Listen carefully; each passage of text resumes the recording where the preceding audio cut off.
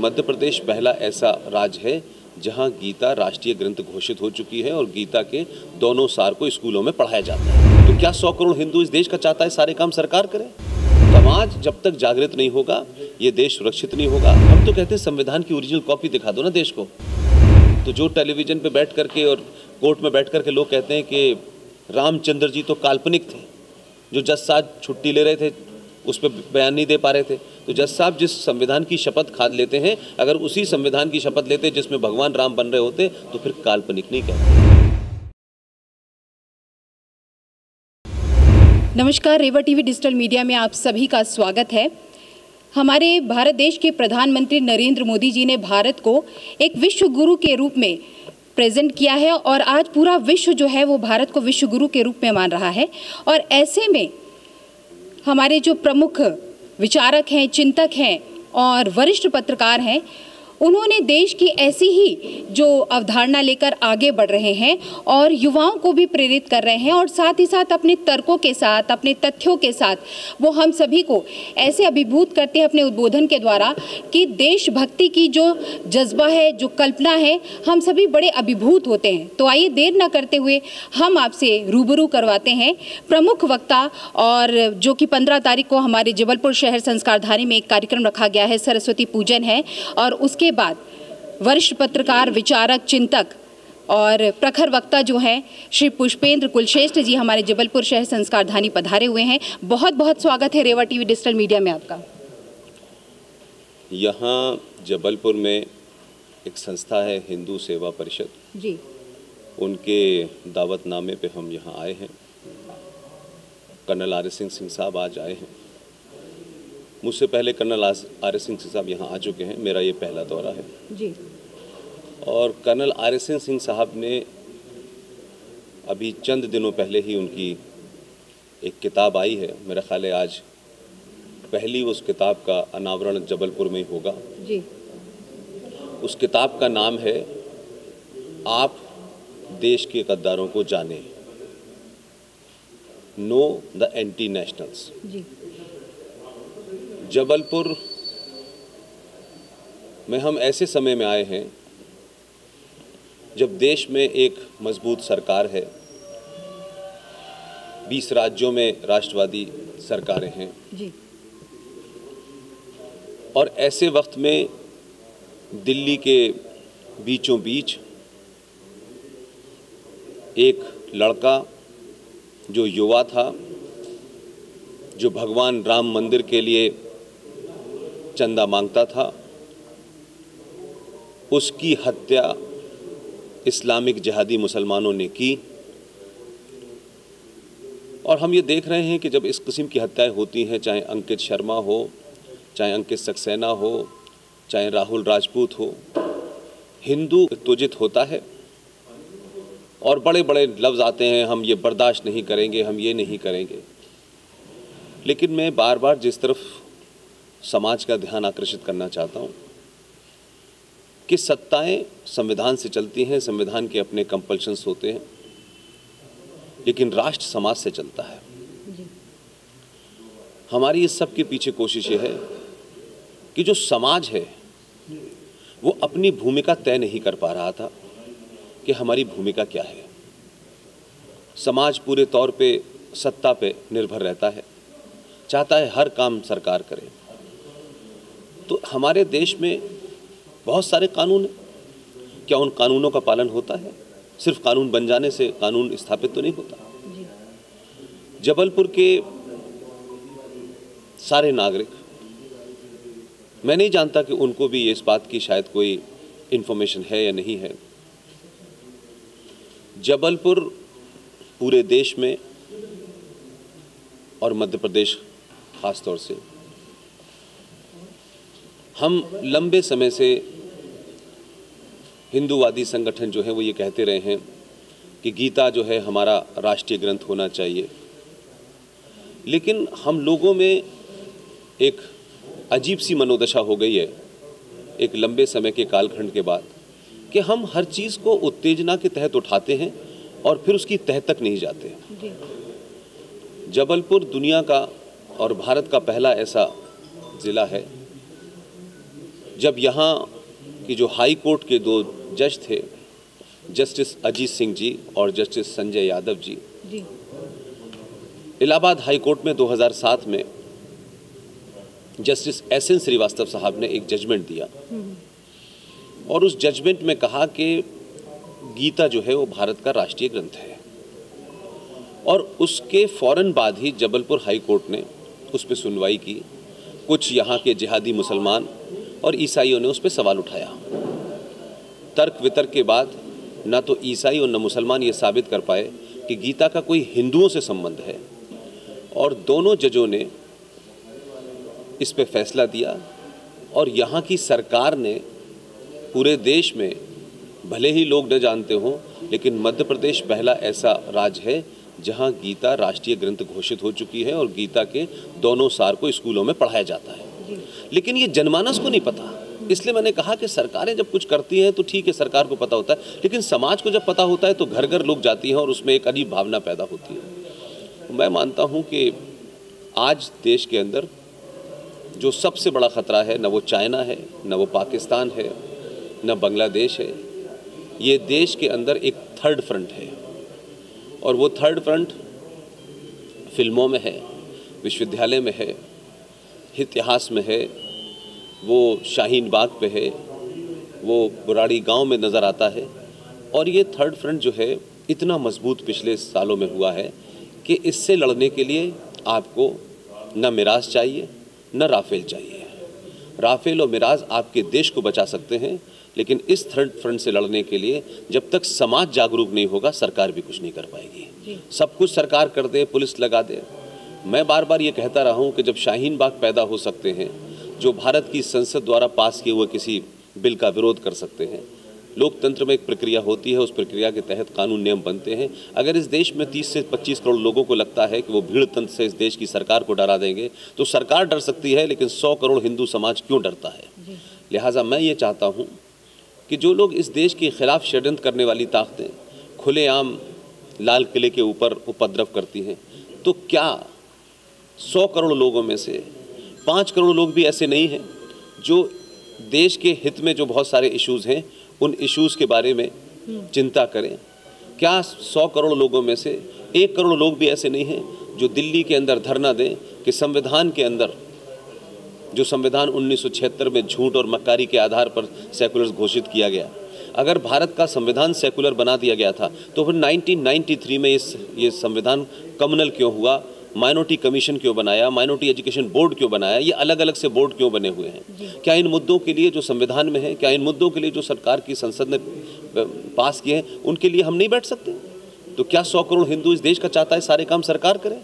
क्या सारे काम होम मिनिस्टर करे? क्या समाज को जवाब नहीं देना चाहिए? तो समाज जब तक जागृत नहीं होगा, ये देश सुरक्षित नहीं होगा। और मैं मानता हूँ कि पिछले सो कॉल्ड तथाकथित झूठी 15 अगस्त की जो आज़ादी है, ये देश पहली बार एक ऐसी चुनौती से लड़ रहा है कि इस देश के बने रहने पे सवाल उठने लगा है। क्या ये भारत राष्ट्र एक राष्ट्र के रूप में रहेगा या नहीं रहेगा? क्योंकि वो ताकतें जिन्हें आपने पिछले 70 सालों में बढ़ावा दिया है, झूठे नारे गढ़े हैं, वो ताकतें आज पूरी ताकत के साथ इस देश को तोड़ने में लगी हुई हैं। और आप उनका सिर्फ थोड़ा थोड़ा इंतज़ाम कर रहे हैं, उनको परमानेंट समाप्त नहीं कर रहे। तो परमानेंट समाज जब तक नहीं उठेगा तब तक ये लड़ाई नहीं लड़ी जा सकती। आज के परिप्रेक्ष्य की अगर बात करें, जो युवा है वो बात कर रहा है भारत के टुकड़े टुकड़े की। वो कहता है कि भारत तेरे टुकड़े टुकड़े होंगे, और साथ ही साथ वो पाश्चात्य शैली की ओर भी जा रहा है। लेकिन जब आप जैसे लोग, चाहे जीडी बख्शी जी का नाम ले लें या कर्नल साहब का नाम ले लें, आपकी बात कर लें, आपके उद्बोधन को सुनते हैं तो जो आज के युवा हैं वो देशभक्ति से प्रेरित हो जाते हैं। एक जज्बा आ जाता है, एक जुनून आ जाता है। हर कोई जाके आर्मी में नहीं ज्वाइन हो सकता, हर कोई देश की सीमा के लिए नहीं लड़ सकता, लेकिन जैसा आपने कहा कि समाज अगर एकजुट हो जाएगा तो ये जो अंदरूनी हमारे दुश्मन है उनको हम समाप्त कर पाएंगे। क्या कहेंगे आप? देखिए, मैं ये भी नहीं मानता कि भारत के करोड़ों युवाओं में से सभी देश के टुकड़े चाहते हैं। नहीं। जो बात आपने कही कि कर्नल RS सिंह साहब हों, GD बख्शी हों, ललित अंबरदार हों, सुशील पंडित हों, अंकुर शर्मा हो, कैप्टन रिजवी हों, VK विक्रम साहब हों, प्रोफेसर कपिल कुमार हों, समाज को और उन संगठनों को जो हिंदुत्व की लड़ाई लड़ रहे हैं, जो ये कहते हैं कि हम राष्ट्रवादी हैं और हम हिंदुत्व की लड़ाई लड़ रहे हैं, समय समय पर अगर आप अपनी शैली में बदलाव नहीं करेंगे तो हज़ारों साल के पुराने हथियार से आज की AK-47 का सामना नहीं कर सकते। यही विचारों का मामला है। विचारों में बदलाव नहीं होगा तो आप को जिस तरीके से किसी एंटी नेशनल को काउंटर करना चाहिए वो नहीं कर पा रहे। हम सब लोगों ने जो भी इसमें लगे हुए हैं, हम सबका एक ही प्रण है कि हमारा न कोई संगठन है और ना ही हम किसी राजनीतिक दल से जुड़े हुए हैं। हमारा अपना 3 साल का एक्सपीरियंस ये कहता है कि संगठन में जब स्वार्थ बढ़ जाता है तो संगठन और विचारधारा पीछे चली जाती है और स्वार्थी लोगों के अपने स्वार्थ जो हैं उस संगठन और देश और समाज से बड़े हो जाते हैं। तो समय समय पर जब उनको सूट करता है कि हमें सत्ता से क्या मिलने वाला है तो उनके विचार बदल जाते हैं। तो संगठन में मैं समझता हूँ कि बड़ी बीमारियाँ भी आ जाती हैं। लिहाजा दूसरी जो बड़ी बात है, शायद मैं आज का युवा जो शायद हमसे प्रेरित होता होगा या सुनता होगा, उसकी एक वजह है कि हम किसी युवा से ये नहीं कहते तुम्हें ये करना है, ये नहीं करना है। हम ये कुछ नहीं कहते। जैसे हो वैसे जियो, जो कपड़े पहनते हो वही कपड़े पहनो, जो चलन है वही करो, लेकिन बौद्धिक रूप के ऊपर इंटेलेक्चुअली आप इतने स्ट्रांग हो कि आपके सामने कितना भी कोई कुतर्क करे लेकिन आपके बातचीत के जवाब में ऐसे ऐसे तर्क आए कि सामने वाला उसका जवाब न दे पाए। लिहाजा भारत के खासतौर से सनातनियों को सब लोगों ने मिलकर के, राजनीतिक दलों ने, संगठनों ने बौद्धिक रूप से अपंग बनाया, उसको उसकी शक्ति का एहसास ही नहीं कराया। और जो लोग चोर थे, लुटेरे थे, बलात्कारी सभ्यता थी जो 1400 साल पहले यहाँ चल के आई, उनको ये बताया कि आप बहुत मजबूत हैं, आप बहुत यूनाइटेड हैं, आपका मज़हब एकता सिखाता है। इस तरीके से करके उनको आपने एक करा और जो सच मानों में एक थे, जिनकी सभ्यता एक थी, उनको तोड़ करके 70 सालों में ये कहा तुम यादव हो, तुम ठाकुर हो, तुम ब्राह्मण हो, तुम दलित हो, तुम बनिए हो, ऐसे उनको तोड़ के रखा क्योंकि वो जानते थे कि इन 100 करोड़ लोगों को अगर हम तोड़ेंगे तो हमें अलग अलग फ़ायदा होगा। इसलिए आप राजनीतिक तौर से 2014 को एक मील का पत्थर कह सकते हैं, लेकिन मैं 2014 से 2019 को बड़ा मानता हूँ कि हिंदू समाज एक लंबे समय के बाद ये एहसास कर पाया कि क्या हम सच में एक समाज हैं या हम टुकड़ों में बटे हुए हैं। तो जब आपने अपनी सामूहिक शक्ति का प्रदर्शन किया तो राजनीतिक सत्ता बदली, लेकिन हम सबकी कोशिश यह है कि राजनीतिक सत्ता बदलने के बाद जो समाज की सोच बदलनी चाहिए, हमारी कोशिश उसमें है। अगर एक बार समाज ये तय कर ले कि देश हमारा है, हम किसी के गुलाम नहीं रहे थे, हमारे पूर्वज कौन थे, हमारी संस्कृति कौन थी, हमारा ज्ञान क्या था, तो फिर मैं समझता हूँ कि दुनिया में जो बात बार बार आपने शुरू में कही कि विश्व गुरु बनाने की, विश्व गुरु है लेकिन आपको एहसास नहीं है। जैसे कभी कभी आप बहुत अच्छे होते हैं लेकिन आपको लगता है नहीं नहीं नहीं नहीं हम शायद अच्छे नहीं हैं, इसलिए फिल्मों के माध्यम से आप समझते हैं कि आप खूबसूरती की परिभाषा क्या है, फिल्मों के माध्यम से आप समझते हैं कि पुरुषार्थ की परिभाषा क्या है। फिल्में 3 घंटे की होती हैं और 4 घंटे तक रट के एक डायलॉग बोला जाता है, उससे न पुरुषार्थी पैदा होते हैं और ना ही उससे खूबसूरती तय होती है। इसलिए मैं ये मानता हूँ कि तैमूर की अम्मी जो हैं वो खूबसूरती की परिभाषा नहीं है। इस सनातनी समाज को खूबसूरती की परिभाषा देखनी है तो छत्रपति महाराज शिवाजी की माँ को देखें, जीजाबाई को, तब पता चलेगा कि ये देश क्या है। इसलिए हमारे नैरेटिव गलत हो गए हैं, हमारे आइडियल्स गलत हो गए हैं, हम कौन सी किताबें पढ़ रहे हैं, हम किसको अपना मान रहे हैं, किसको अपना नहीं मान रहे हैं। लिहाजा हम सब कोई नई बात नहीं करें, इतिहास में जो किताबें छुपाई गई थी उन्हीं का जिक्र कर रहे हैं। और ये सारी किताबें किसी राष्ट्रवादी ने नहीं लिखी, किसी राष्ट्रवादी संगठन ने नहीं लिखी हैं, ये इस समाज में उन्हीं लोगों ने लिखी हैं जो आपको काउंटर करते हैं। लेकिन भारत का सनातनी हिंदू समाज अब उन किताबों को पढ़ने लगा है और शायद उसकी एक वजह ये भी हो सकती है कि जिसके माध्यम से आप मुझसे बात कर रही हैं, ये यूट्यूब हो या फेसबुक हो, ये संचार क्रांति ने आप तक मेरी बात पहुँचाने का माध्यम बनाया है। इसलिए बहुत सस्ते में आज संचार क्रांति में आप अपनी बात कहती हैं, आपकी बात में तर्क होगा, लॉजिक होगी, दुनिया आपके साथ खड़ी होगी और आप कोई बात कहेंगे लोग रिजेक्ट कर देंगे। तो इस संचार क्रांति का सनातनियों को फ़ायदा उठाना चाहिए और दुनिया में अपनी खोई हुई पहचान जिस पे धूल चढ़ गई थी उसको धूल से सिर्फ हटाना है और कुछ नहीं करना। मैं मानता हूँ कि सनातनी जिस दिन भी ये एहसास करेंगे कि हमें जो पढ़ाया गया है, जो हमें बताया गया है हम वो नहीं हैं, उस दिन ये देश कुछ और होगा और अपने आप में विश्व गुरु बन जाएगा। बहुत अच्छी बात की। चलते चलते बस एक बात आपसे पूछना चाहूँगी, क्योंकि आपने अलीगढ़ में आपकी पैदाइश हुई, आपने पढ़ाई भी वहीं की, उसके बाद पाकिस्तान में आपने जर्नलिज्म में आपने कार्य किया और उसके बाद फिर आप यहाँ पर आए। एक चीज़ अध्ययन की होती है, हम लोगों को अध्ययन में मेडिवल इंडिया जब पढ़ाया जाता है तो बहुत खूबसूरत सा बताया जाता है कि अरे वाह, लेकिन जो सच्चाई है उसको छुपा दिया जाता है, जो हमें आपके माध्यम से पता चला कि रियल में हिस्ट्री है क्या। मेडिवल इंडिया में हम बात करते हैं, आज आप जबलपुर शहर संस्कारधारी में है, रानी दुर्गावती और अकबर की अकबर बहुत महान थे, कितने बार लड़े, कैसे कैसे लड़े। तो आज के युवा को और उनके सिलेबस में वो चेंजेस लाने के लिए आप लोग क्या प्रयास करेंगे? देखिए, मैंने कहा कि हम कोई ऐसा प्रयास नहीं करते जो सरकारों से कनेक्टेड हो। जी। सिलेबस में बदलाव के लिए बहुत सारे लोग लगे हुए हैं, बहुत सारे लोग काम भी कर रहे हैं और वो सरकारों के हाथ में है। हम सिर्फ चाहते हैं कि समाज को सही बात पता चल जाए, वो किसके फेवर में है, किसके फेवर में नहीं है। आप मेडिवल की बात कर रही हैं, आपका संविधान बना 1950 में। जी। संविधान की ओरिजिनल कॉपी के पेज नंबर 3 के ऊपर सिंधु घाटी की सभ्यता का सिंबल में नंदी बना हुआ है। नंदी हमारे लिए क्या है ये आप सब जानते हैं। आप पेज नंबर 3 के ऊपर लिखा हुआ है नेम, स्टेट एंड टेरिटरीज और उसके आगे लिखा हुआ है India that is Bharat. Page number 5 पर भगवान राम, लक्ष्मण और मां सीता की तस्वीर बनी हुई है जब वो लंका से उनको छुड़ा के ला रहे हैं। उसी में कृष्ण जी बने हुए हैं, उसी में महावीर बने हुए हैं, उसी के अंदर छत्रपति शिवाजी बने हुए हैं, उसी में सुभाष बने हुए हैं। तो हिंदू है ना, कोई मुसलमान है ना, कम्युनलिज्म है ना, सेकुलरिज्म है। भारत की संसद में अगर 1956 के अंदर बहस हुई कि भारत का तिरंगा कैसा होगा, भारत का फूल क्या होगा, भारत का पक्षी क्या होगा, भारत का जानवर, जब सब चीज़ें तय हो गई तो फिर ये भी तय हुआ कि भारत का कैलेंडर कैसा होगा।